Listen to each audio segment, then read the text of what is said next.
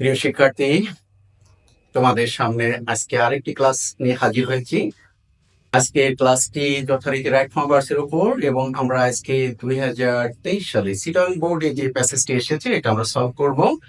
এবং তোমরা স্ক্রিনে দেখতে পাচ্ছ যে আমি এই প্যাসেজটিতে মোট 7টি জায়গায় মার্কিং করেছি।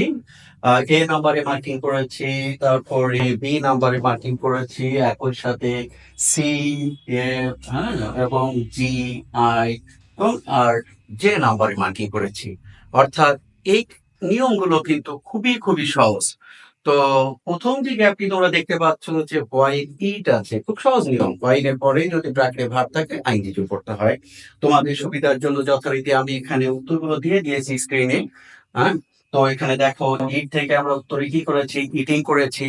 এখন আমরা বি নাম্বারে গ্যাপটি সলভ করব। এর জন্য আমাদের খুব সহজ একটা নিয়ম জানতে হবে যে টু এর পরে যদি ব্র্যাকেটে ভার্ব থাকে ওই ভার্বটি বসে যায়, অর্থাৎ বেস ফর্মটি বসে যায়। তো দেখো এখানে we do not it just to এখানে ব্র্যাকেটে কি আছে, স্যাটিসফাই আছে, তাহলে আমাদের উত্তর হবে স্যাটিসফাই।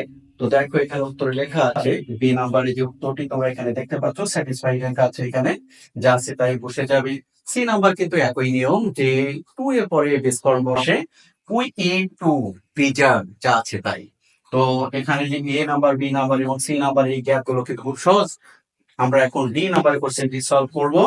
এ ম্যান ইট, এখন আমরা কি বসাবো, একজন লোক খায় না একজন লোকের খাওয়া উচিত। আসলে এখানে আমাদের বলতে হবে a man should it good food, একজন লোকের বা একজনের ভালো খাবার খাওয়া উচিত। এই উচিত যেহেতু আসছে সেহেতু আমাদের উত্তরে আসবে should plus base form should eat. এখানে আমি উত্তরে দেখো ডি নাম্বারে শহীদ লিখে দিয়েছি। এখন আমরা ই নাম্বারে গ্যাপটি সলভ করব। সেক্ষেত্রে আমাদের দেখতে হবে সামটাইমস, মাঝে মাঝে, ইটসো হ্যাপেন্স, অর্থাৎ এটা প্রেজেন্ট ইনডিফিনিট টেন্স এবং স্ট্রাকচারটি হবে সাবজেক্ট প্লাস ভার্বের সাথে কি এস অথবা ইয়েস। যেহেতু এটা থার্ড পারসন, ইটসো হ্যাপেন্স, এমনটি ঘটে থাকে, এমনটি ঘটে। দেখো তোমরা এখানে উত্তরটি পেয়ে যাচ্ছ যে হ্যাপেন্স। এখন আমরা ই নাম্বার গেল, এখন আমরা এফ নাম্বারের কোশ্চেনটি সলভ করব।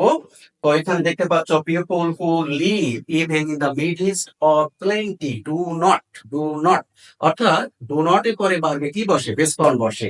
তো do not does not did not এর পরে ভার্বে বেস ফর্ম বসে, আমরা তো জানি। তাহলে ডু নট ইট, অর্থাৎ এই গ্যাপটিতে যে ইট ভার্বটি রয়েছে এই ভার্বটা কিন্তু বসে যাচ্ছে।